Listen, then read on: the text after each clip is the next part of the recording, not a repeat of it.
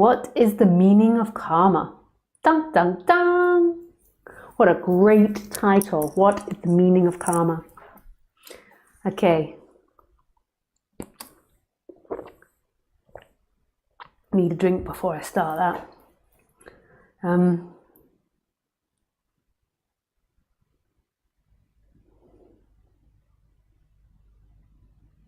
Karma to me is life, is the movement of life.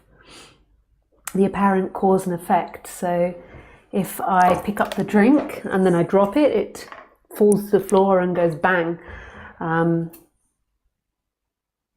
If I stop putting water into my body, then more than likely my body falls down dead after a while. If I get drunk, then a hangover follows. If I am nice to someone, then more than likely they're nice in return. If I believe that I can do something, then more than likely it will be achieved. If I believe I can't do something, then more than likely it won't be achieved. If I have happy thoughts, then more than likely I'll be a happy person. If I listen to non-duality, then more than likely non-duality will follow. If I focus on hate and hateful things and watch hateful TV and hateful music, more than likely I will be hateful and dark. If I do horrible things to people, then more than likely there'll be bad energy from other people coming back and bad feelings in the body and mind, like the mind will be hateful and revengeful. If I work from a place of giving, then more than likely there will be receiving. If I work from a place of taking from other people, then more than likely other people will take from me. That is karma. The flow of life. It's the natural flow of things. It's not the bad things get punished or people that do things bad get punished. It's that they create bad energy in themselves. You'll more than likely feel bad about doing it, or the people around you will judge you or outcast you, or it'll be spread on the internet, or eventually computers will get so good they'll be able to see all our actions of everything we've done on the internet or said. So if you're a troller, beware. We don't know what the governments are doing with collecting data.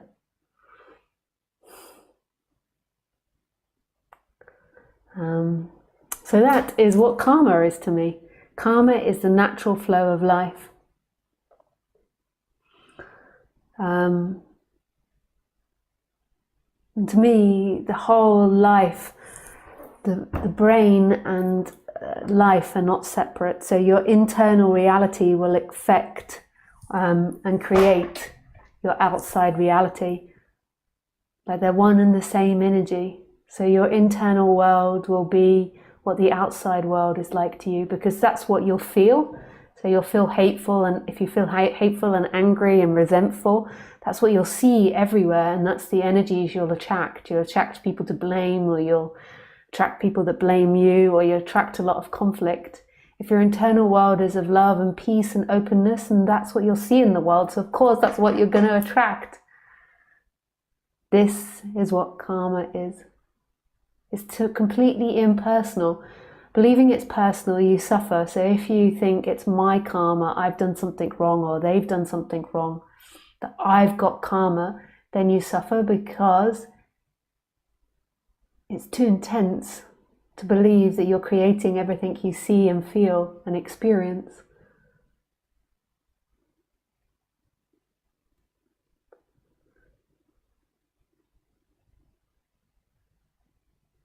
It's too much. There has to be a seeing that that's not you. Who you are is no thing, which is appearing as everything.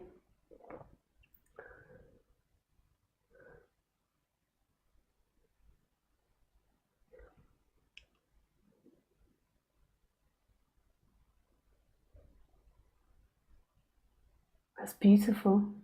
You are this moment. You're this boundlessness. Your essence is this boundlessness. It's not what the body does or doesn't do. It's not about the ways it behaves or not. That's karma. That's in the flow of life. It's like what goes around comes around. No shit. No shit. If we keep breeding as humans and there keeps getting more and more of us and we keep lighting fires and heating our houses and driving cars, then no shit, the planet's going to heat up. That's karma, that's the flow of things. But that's not who you are, that's not who I'm speaking to now. If you believe that's who you are, then you're always seeking for the perfect life and the perfect situation and the perfect solution. And in a way, you're too hard on yourself, so you keep creating the opposite. You keep believing it's your responsibility to get life right. And that's a really intense feeling to have. That's going to create lots of, more than likely, negative karma. It's your responsibility to get life right. In one way, it's an arrogant thought. Like, you control this life, you control other people. And it's also a fear of being out of control. So that's what you're attracting into your life. Like, you believe it's in your control to make a happy life. So therefore, you're fearing disharmony. You're fearing it not being harmonious. You're fearing making the wrong decision. And that's what you're going to attract to you. You're going to attract fear about your decisions. You're going to be over-controlling and therefore constantly be seeing chaos. Even when it's quite orderly, you'll be like, it's chaos. I need to arrange the stone in my lawn, the stones in my lawn, the soil in my lawn. It all needs to be lined up diagonally.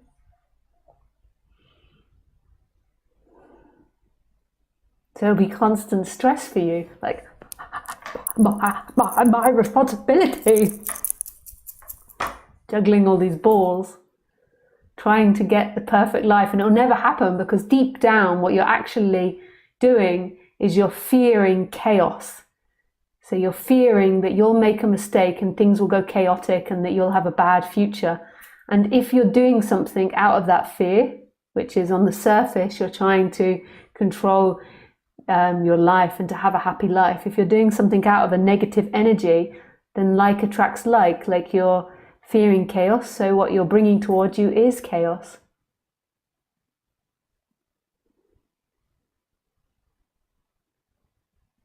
So in order to see through that, there has to be a seeing that life isn't under control and chaos isn't the problem. The problem is the identification with the person. That's all suffering. That's all what suffering is. Your freedom is this expansiveness, this moment, this isness. Is who you are. It's right here. It's free. And then the you identifies with this, and then the you tries to control life and fit it into a box. And it's an impossible job. You're always seeking to have a smooth passage, to know what the future is, to make this future a certain way. And you create more and more stress and disharmony inside of yourself. So what you want to get to is just having this ease of a person that on the deepest level knows that you're not the person, and then on the human level has a sweet, open attitude to life, where it firstly knows on the human level it doesn't know. It's humbled. It's like, I don't know what all of this is.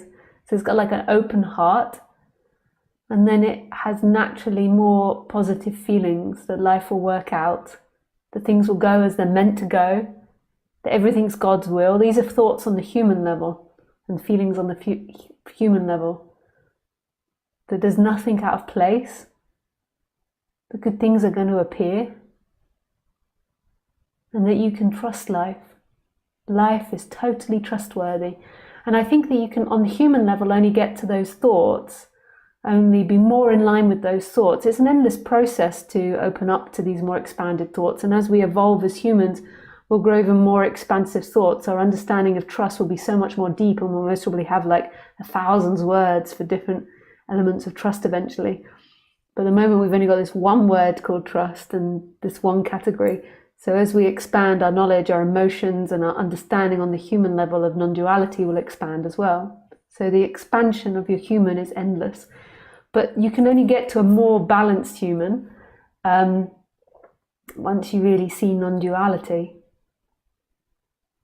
Because there's this deep knowing of who you are. So there's a deep knowing that nothing's against you. That you're not in relationship with anything. So there's nothing that could possibly hurt you. Everything is like, yeah, yeah. Everything's supporting you. It's your thinking that's creating all this chaos and all these ideas that life is against you. Life has never been against you. No matter what happens, it's your interpretation of it. Even if you have dark situations, and when I say dark situations, like death of a family member or your business goes bankrupt, it's the way you interpret it. To me, or everything's a lesson, everything's an opportunity to expand. So to me, those are gifts. Like even with the Brit exit, like if it's my destiny to go back to England, if it's my destiny to stay here, if it's my destiny to move to America, then that will happen. And it'll be the perfect place, and I'm sure there's something that I'll learn in that transaction. I'm sure it'll be painful, or if I have to go back to England at first, but there's something that we'll learn and evolve from that. Life knows what it's doing. Well, there might be a little bit of resistance in my personality, like, oh, more paperwork. But eventually, like, ultimately, it's known that life isn't against me. Life isn't against you. This idea comes from separation. Like this idea that you're in here and there's a world out there and that world is scary. That's not true. You just have to stay with the basic feelings that arise. So the basic feelings are that something scary happens, and it's staying with the fear rather extrapolating out into all these bizarre stories and feelings that arise with these bizarre stories. Sometimes you don't even notice it, so it just seems like the way it is. Like you go into the post office and it's like ages of queuing, and by the time you get to the post office, by the time you get to the front, the post office decides to shut. Like, so that's a painful situation. But it's down to you. It's not really down to you, but it's down to that instrument as to the way it interprets it. It can see that was perfect and the letters are meant to go the next day. That was exactly where you're meant to be. You don't know why, but that's exactly where you're meant to be. Or you can interpret it as bloody post office people. She's a bad mooded beep, beep, beep, beep, beep.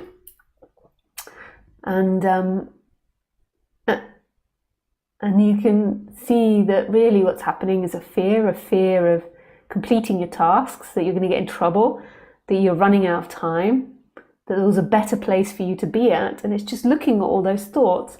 And all of us can lose our mind sometimes in temper. Like I can lose my mind sometimes, you know, when you spend hours on the phone to India. So no offense to anyone in India, but this is what a lot of English companies do. They sell out the